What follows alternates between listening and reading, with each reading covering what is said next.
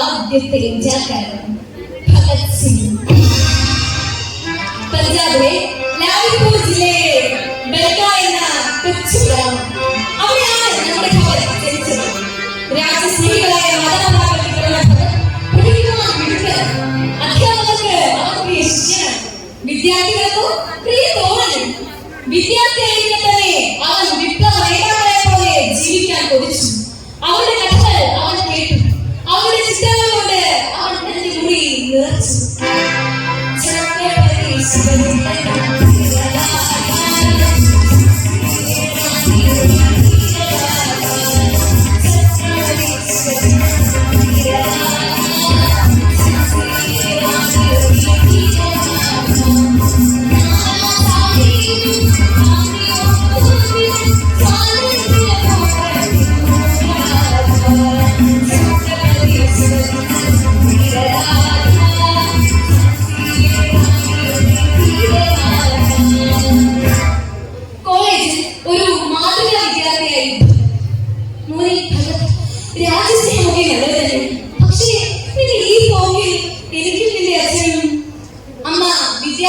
മകന്റെ ഭാവിയിൽ ആശങ്ക പ്രകടിപ്പിച്ചു.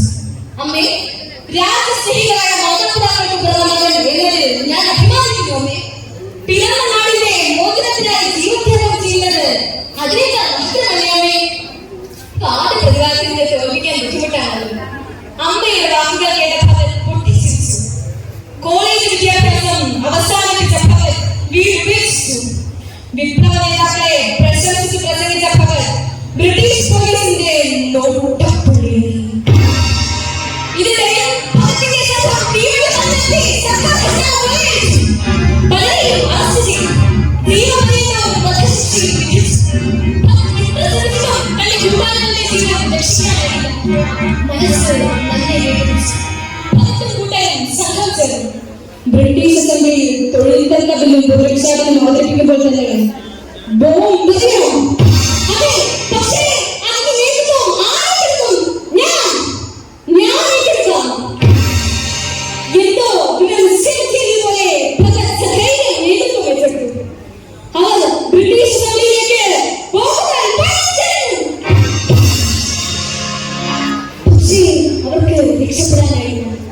ഭഗത്തിനെയും കൂടെയും ബ്രിട്ടീഷ് പോലീസ് അറസ്റ്റ് ചെയ്തു.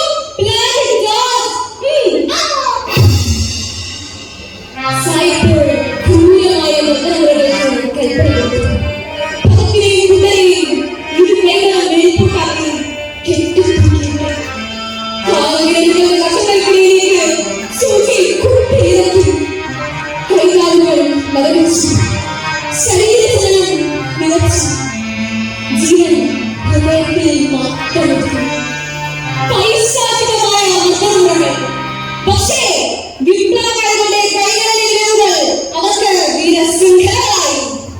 കൽക്കട്ടയിൽ നിന്നും ഉയർന്ന ഉദ്യോഗസ്ഥരെത്തി. അവർ പറഞ്ഞു,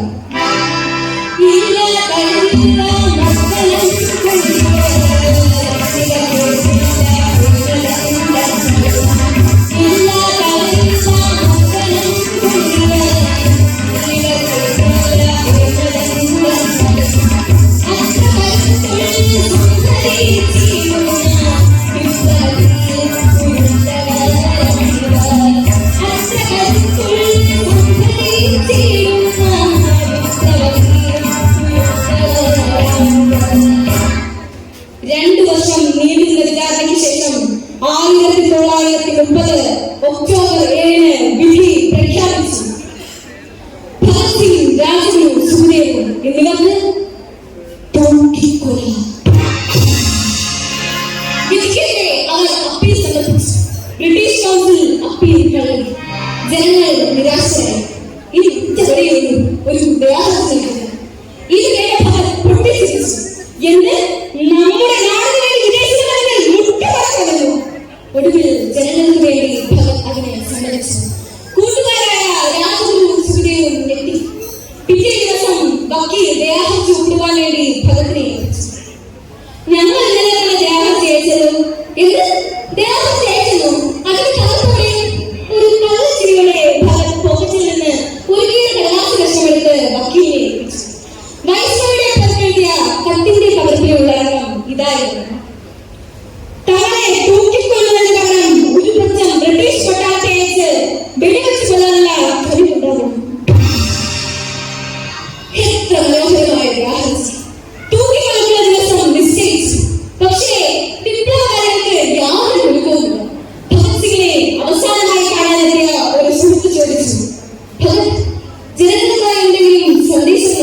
അറിയുമോ? ഞാൻ സന്തുഷ്ടനാണ്. തൂക്കുമരത്തിലേറുന്നത് സ്വാതന്ത്ര്യ സമരത്തിന്റെ ഭാഗമാണ്. അതുകൊണ്ട് തന്നെ സന്തോഷമായി ഞാൻ സ്വീകരിക്കും. സന്തോഷമായി ഞാൻ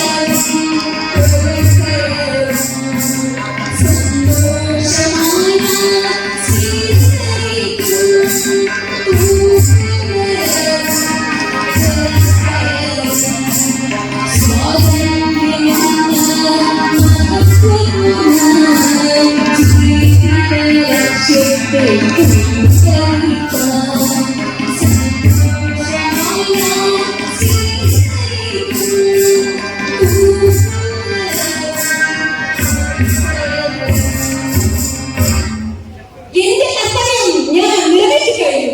ഞാൻ ധീരനായി ബുദ്ധിയോടെ തൂക്കുമരം സ്വീകരിച്ചാൽ അമ്മമാർ തന്റെ കുഞ്ഞുങ്ങൾ അതുപോലെയാകുമെന്ന് പ്രാർത്ഥിക്കുന്നു. അതിനായി അവരെ ഉപദേശിച്ചു. 1931 മാർച്ച് 23 ഇന്ത്യക്ക് അതൊരു ദുഃഖകരമാണ്. ഇന്ത്യ ചരിത്രത്തിലെ കറുപ്പതും ഭഗത് സിംഗ്, രാജ്ഗുരു, സുഖ്ദേവ് ആ മൂവരെയും സെല്ലിൽ കൊണ്ടുവന്നു. മുന്നിലും